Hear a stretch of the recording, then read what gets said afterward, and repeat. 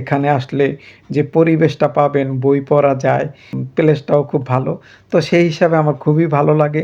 সে যেই হোক, আজকে আমি খাবার খেতে এসে যে খাবারটা পেলাম না, আমি অন্য কোনো দিন আবার এসে ভিডিও করব আর খাবারটা খাবো। তো সেদিন আমি আপনাদের মাঝে পূর্ণ একটা ভিডিও দিব।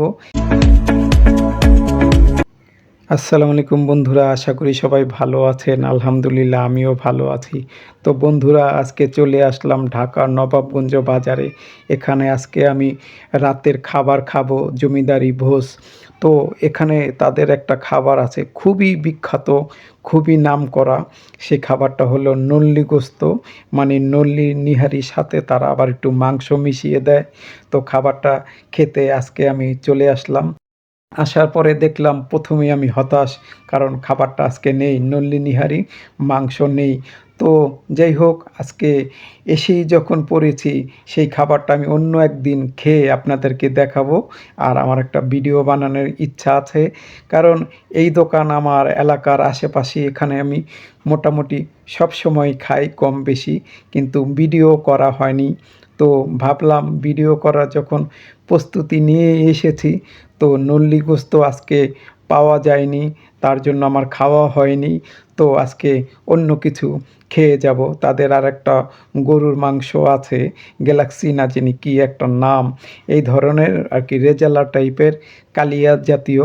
তো সেই খাবারটা আমি আজকে খেয়ে নিব, আর সাথে নান রুটি নিব।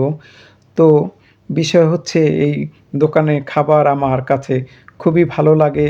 আর ছোট দোকান হিসাবে ছোট তাদের আয়োজন, আর মোটামুটি কাস্টমারও তাদের ছোট পরিসরই হয়। আসলে আমি বোঝাতে চাচ্ছি, দোকানের মান, কোয়ালিটি এবং খুবই ভালো।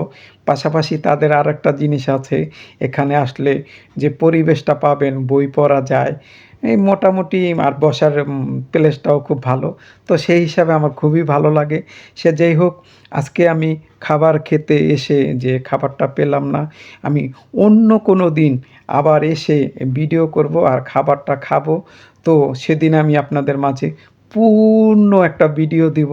কিন্তু আজকে যখন এসেই পড়েছি, আর ছোট একটা ভিডিও তৈরি করলাম আর আপনাদের মাঝে ছেড়ে দিব।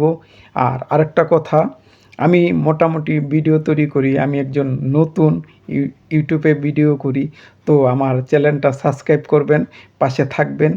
আর আমি সামনে আমার চিন্তা ভাবনা আছে, আমি ভালো ভালো ভিডিও তৈরি করব।